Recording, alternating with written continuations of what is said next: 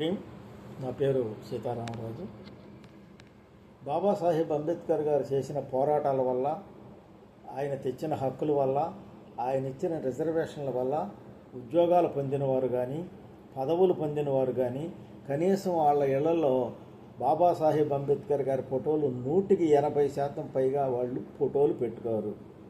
ఎందుకనంటే వాళ్ళు ఉద్యోగాలు పొందడానికి, పదవులు పొందడానికి అయితే, రిజర్వేషన్లు పొందడానికి అయితే రిజర్వేషన్లు కావాలి. కానీ అంబేద్కర్ గారి ఫోటో పెట్టుకుంటే ఎస్సీలు అని తెలిసిపోతుందని, తర్వాత కులం కూడా అడిగితే కులం కూడా చెప్పరన్నమాట.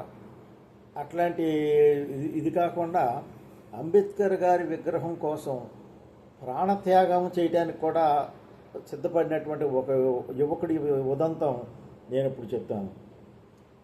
తెలంగాణ రాష్ట్రంలో ఖమ్మం దగ్గర తిరుమలాయపాలెం అని ఉంది.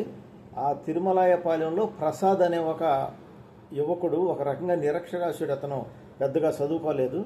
అతనికి అంబేద్కర్ గారు అంటే చాలా అభిమానం. ఎందుకంటే అనేక మీటింగుల్లో నాయకులు చెప్పే ఉపన్యాసాలు విని అతను మరి ప్రేరణ పొంది అంబేద్కర్ గారి విగ్రహం అతను ఒక్కడే ఆ ఊర్లో ఒక స్తూపం కట్టి, ఆ స్తూపం మీద అంబేద్కర్ గారి విగ్రహం విగ్రహం నెలకొల్పాడు.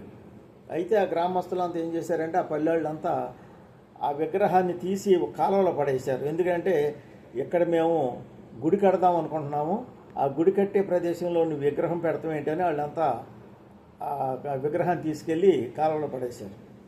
అతను మళ్ళీ ఆ విగ్రహాన్ని తీసుకొచ్చి మళ్ళీ అక్కడ పెట్టి, ఈసారి ఎవరైనా సరే ఈ విగ్రహాన్ని అంటుకుంటే నేను పెట్రోల్ పోసుకుని ఆత్మహత్య చేసుకుంటాను, ఆత్మాహుతి చేసుకుని మీరే కారణం అని చెప్తానని, తర్వాత నేను ఏం చేస్తానో నాకే తెలియదు అని ఒక రకమైనటువంటి ఉద్రేకంలోకి వెళ్ళిపోయి ఆయన వాళ్ళందరినీ అని అంటమే కాదు, పెట్రోల్ పోసుకుని అంటించేసుకున్నాడు.